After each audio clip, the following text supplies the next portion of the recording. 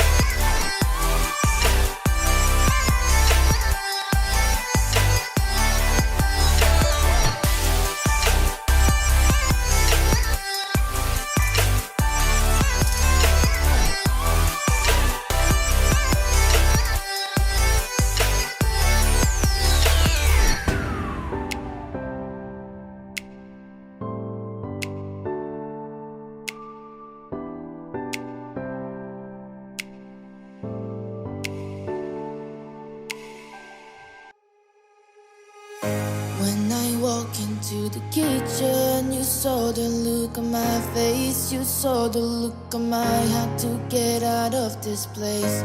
I sensed something I've never seen before.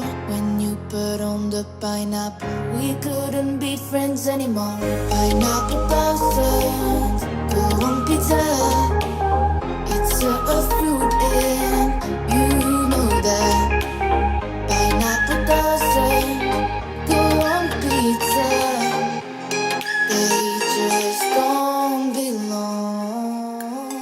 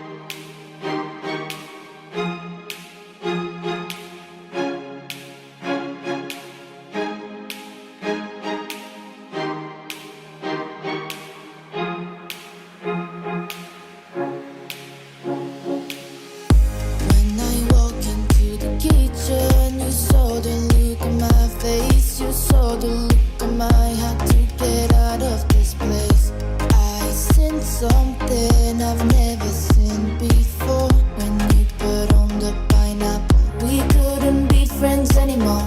Pineapple doesn't go on pizza. It's a fruit and you know that. Pineapple doesn't go on pizza. They just don't belong.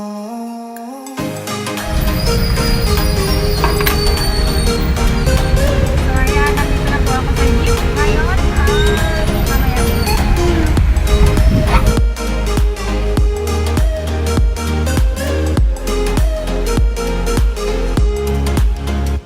Ayan, pauwi na po.